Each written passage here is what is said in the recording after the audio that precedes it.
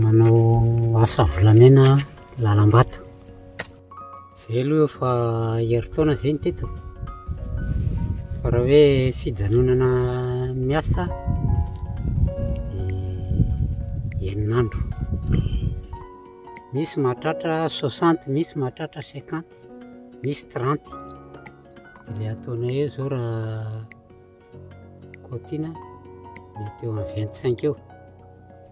Lamina tsara aloha izay hatramin'izao. Mandeha amin'ny angovo ny fanaovana an'ilay izy. Baramino, lapelle izay ny ampiasainay. Dia izay ihany ka. Mianto tena mihitsy izay amin'izay.